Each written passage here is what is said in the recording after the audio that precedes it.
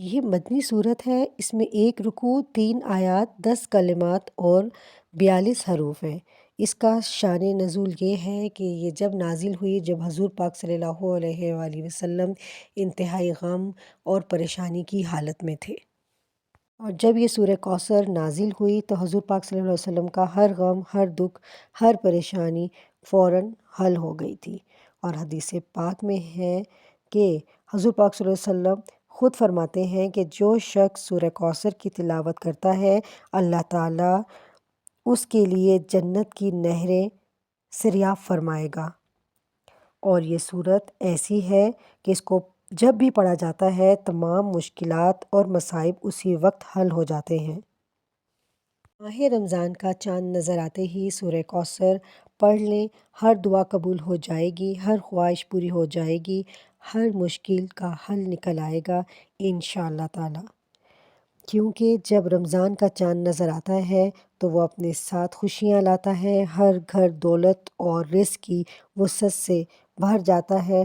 بڑا خوش نصیب ہے وہ انسان جو آج ماہ رمضان کا چاند دیکھتے کے ساتھ ہی یا چاند کی خبر سننے کے ساتھ ہی سورہ کوثر کا یہ وظیفہ پڑھ لیتا ہے۔ آپ کے پاس پوری رات موجود ہے، صبح سحری سے پہلے تک رمضان کے مہینے کا چاند دیکھ کر آپ یہ وظیفہ پڑھ سکتے ہیں۔ یہ موقع سال میں ایک بار آتا ہے۔ آج اس موقع کو کسی صورت بھی ضائع مت کیجیے۔ نئے چاند کے ساتھ انسان کے نصیب اور مقدر پر نمایاں اثر ہوتا ہے۔ میں آپ کو نبوی عمل بتا رہی ہوں جو ہمارے نبی پاک صلی اللہ علیہ وآلہ وسلم پڑھا کرتے تھے۔ خصوصی وظیفہ بتا رہی ہوں، اس لیے میری بہنوں اور بیٹیوں میری آپ سے گزارش ہے کہ یہ وظیفہ لازمی پڑھیے گا۔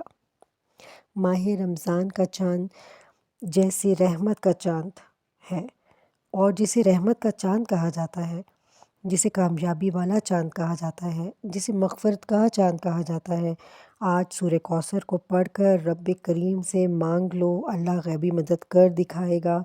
آج جو شخص اللہ کے کمالات کو اور اللہ کے معجزات کو کھلی آنکھوں سے دیکھنا چاہتا ہے تو سورہ کوثر کو 7 بار پڑھ لینا۔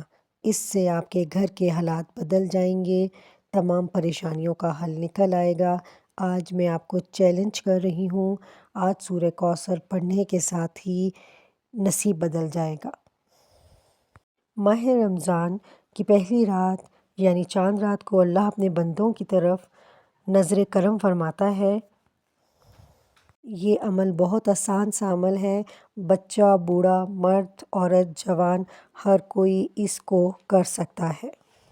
عمل کرنے سے پہلے نیت کر لیں، جس چیز کی آپ کو ضرورت ہے، جو چیز آپ اپنے نصیب میں لکھوانا چاہتی ہیں، وہ چیز اپنے ذہن میں رکھ لیں اور عمل کرنا شروع کر دیں۔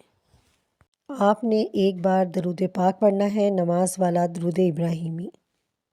اللہم صلی علی محمد وعلی آل محمد کما صلیت علی ابراہیم وعلی آل ابراہیم انک حمید مجید۔ اللہم بارک علی محمد وعلی آل محمد کما بارکت علی ابراہیم وعلی آل ابراہیم انک حمید مجید۔ پھر آپ نے تعوذ اور تسمیہ پڑھنا ہے۔ اعوذ باللہ من الشیطان الرجیم۔ آپ نے اعوذ باللہ من الشیطان الرجیم اور بسم اللہ الرحمن الرحیم کے بعد آپ نے سورہ کوثر 7 بار پڑھنی ہے۔ اس کے بعد آپ نے اللہ پاک کا نام، مبارک نام آپ نے یا کریمو، اے کرم کرنے والا 11 بار پڑھنا ہے۔ بسم اللہ الرحمن الرحیم۔ انا اعطیناک الکوثر فصل لربک وانحر ان شانئک ھو الابتر۔ جو مریض ہے اس کو بھی یہ عمل کروائیں تاکہ اللہ تعالیٰ اس پر اپنی رحمتوں کا نزول عطا فرمائے اور وہ شفا یاب ہو جائے۔ اس عمل کو کرنے والے کو اللہ ذلت و رسوائی سے محفوظ رکھتا ہے۔ بے شک اللہ دل اور یقین سے مانگنے والے کی دعا اللہ کبھی رد نہیں کرتا۔ پھر دیکھیں آپ کے لیے رب کی رحمت کے دروازے کیسے کھلتے ہیں۔